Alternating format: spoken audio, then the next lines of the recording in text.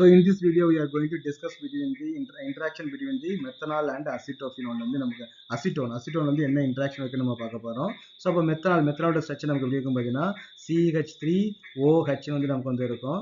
அசிட்டோனோட structure எப்படி இருக்கும் C double bond O CH3CH நமக்கு வந்து இருக்கும் இல்லையா.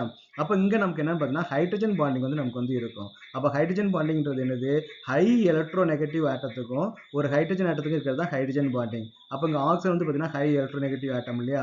அப்போ இந்த ஆக்சிஜனுக்கும் இந்த ஹைட்ரஜனுக்கும் நடுவில் இருக்கிறது தான் வந்து நம்ம என்ன சொல்லுவோம் பார்த்தீங்கன்னா ஹைட்ரஜன் பாண்டிங் வந்து நமக்கு வந்து இருக்கும். ஹைட்ரஜன் பாண்டிங் அப்போ இருக்கிறதுலே வந்து பார்த்தீங்கன்னா செகண்டரி ஃபோர்ஸில் ரொம்ப ஸ்ட்ராங்கான ஃபோர்ஸ் வந்து பார்த்தீங்கன்னா எதுன்னு பார்த்தீங்கன்னா ஹைட்ரஜன் பாண்டிங் தான். அப்போ இந்த ஆக்சிஜனுக்கும் இந்த ஹைட்ரஜனுக்கும் பாண்டு ஃபார்ம் ஆகிற மாதிரி இந்த ஆக்சிஜனுக்கும் இந்த ஹைட்ரஜனுக்கும் நமக்கு வந்து பாண்டு ஃபார்ம் ஆகுமானா ஆகாது. இங்கே வந்து நமக்கு வந்து ஹைட்ரஜன் பாண்டிங் வந்து ஃபார்ம் ஆகாது. ஏன் சார் இங்கேயும் தான் ஹைட்ரஜன் இருக்குது இங்கேயும் தான் ஆக்சிஜன் இருக்குதுன்னு பார்த்தீங்கன்னா அது வந்து அப்படி கிடையாது. அந்த ஃப்ரீ ஹைட்ரஜன் வந்து நமக்கு வந்து இருக்கணும். ஓகே, இங்கே ஆக்சிஜனோட அட்டாச்சாக இருக்கிற ஹைட்ரஜன் வந்து பார்த்தீங்கன்னா ஃப்ரீ ஹைட்ரஜன் சொல்லுவாங்க. ஏன்னா இங்கே ஆக்சிஜனுக்கு வந்து எலக்ட்ரானிட்டி அதிகமாக இருக்கும் இல்லையா. அப்போ இந்த எலக்ட்ரான்ஸ் வந்து இந்த பக்கம் போச்சு அப்படின்னா இங்கே வந்து ஒரு பாசிட்டிவ் சார்ஜ் வந்து நமக்கு வந்து கிரியேட் ஆகும். இந்த H+ வந்து நம்ம தான் ஈஸியாக நம்ம ரிமூவ் பண்ணிடலாம். இந்த மாதிரி ஃப்ரீ ஹைட்ரஜன் கூட தான் நமக்கு வந்து ஹைட்ரஜன் பாண்டிங் வந்து ஃபார்ம் பண்ணணும். அந்த கார்பன் கூட இருக்கு இல்லையா அந்த ஹைட்ரஜன் இது வந்து நமக்கு வந்து ஹைட்ரஜன் பாண்டிங் வந்து நமக்கு வந்து இன்வால்வ் ஆகவே ஆகாது. எனக்கு there is no charge separation. அங்கே வந்து பாசிட்டிவ் சார்ஜ் நெகட்டிவ் சார்ஜ்லாம் நமக்கு வந்து இருக்கவே இருக்காது. அப்போ இந்த மெத்தில் ஹைட்ரஜன்லாம் நமக்கு என்ன ஆகாதுன்னு பார்த்தீங்கன்னா ஹைட்ரஜன் பாண்டிங் வந்து நமக்கு வந்து இன்வால்வ் ஆகவே ஆகாது.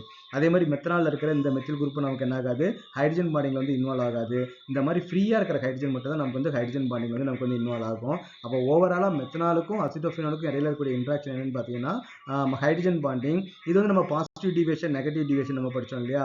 இதெல்லாம் வந்து பார்த்தீங்கன்னா நெகட்டிவ் டிவியேஷன் வந்து நமக்கு வந்து வரும். ஓகேவா, இது நமக்கு என்ன பண்ணணும்னு பார்த்தீங்கன்னா அந்த வேல்யூ எல்லாம் நமக்கு வந்து குறைச்சி விடும். இது நெகட்டிவ் டிவியேஷனுக்கு இது ஒரு எக்ஸாம்பிள்.